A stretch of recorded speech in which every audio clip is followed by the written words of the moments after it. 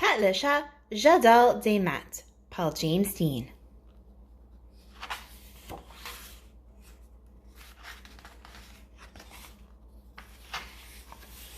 C'est l'heure des maths, dit l'enseignant de Pat, Monsieur G.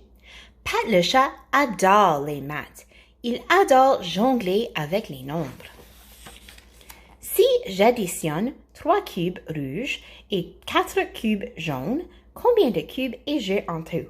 Demande Monsieur G. Pat lève la main. 7 cubes, dit Pat. 3 plus 4 font 7. Très bien, Pat, dit Monsieur G. Monsieur G pose ensuite une question sur les soustractions. J'ai 7 cubes. Si j'enlève 2, combien reste-t-il? Pat lève la main, mais l'enseignant interroge Thomas. 9, répond Thomas. Pat se sent mal pour son ami. Thomas est très intelligent. Il connaît le nom de tous les dinosaures, mais il y a des problèmes en maths. Soudain, Pat a une idée. Il va aider Thomas à devenir super bon en maths. Aider les autres, c'est cool. Dans l'autobus, Pat s'assoit à côté de Thomas. « Veux-tu venir jouer chez moi? » demande Thomas. « J'ai eu des chouettes petites voitures de course pour ma fête. »« Super, dit Pat. On pourra faire nos devoirs de maths ensemble. Après, on fera une course avec les voitures. »« Je déteste les maths, dit Thomas. »« Tu ne détestes pas les maths, dit Pat.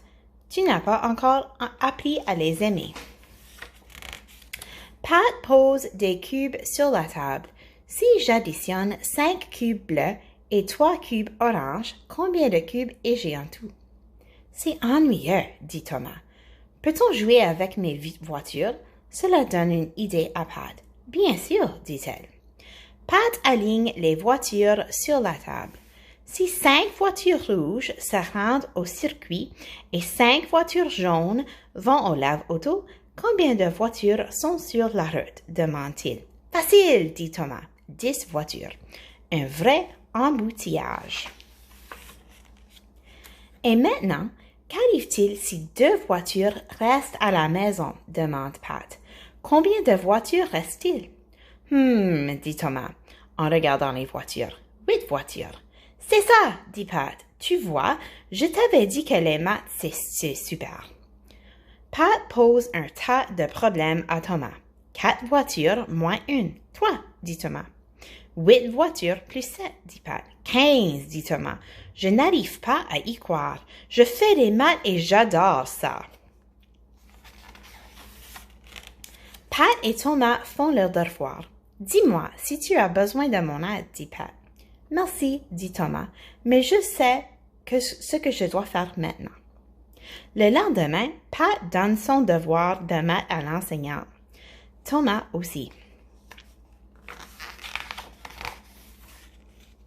Après le dîner, l'enseignant rend les devoirs aux élèves.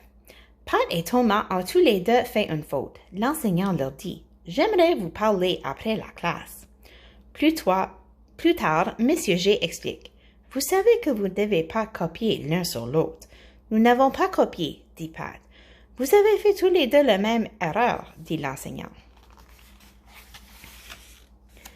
Comment pouvons-nous prouver que nous l'avons trouvé les réponses tout seul? Demande Thomas. Je sais, dit Pat. Apporte tes voitures à l'école demain. Pourquoi? S'étonne Thomas. Tu verras, dit Pat en souriant. Le lendemain, Pat et Thomas arrivent tôt à l'école. Pourquoi y a-t-il toutes ces voitures sur la table? Demande Monsieur G. Pour vous montrer comment Thomas est devenu si bon en maths, répond Pat. Donnez un problème de maths à Thomas, n'importe lequel. Je vais le résoudre sans l'aide, dit Thomas. Monsieur G pose un tas de problèmes à Thomas. Thomas utilise ses voitures pour trouver les réponses. Formidable, s'exclame Monsieur G. Je comprends que vous avez fait la même erreur par accident. Pat m'a aidé à rendre les maths amusants, dit Thomas. Je crois que nous avons tous appris quelque chose de Pat, dit Monsieur G. Vive les maths à la façon de Pat.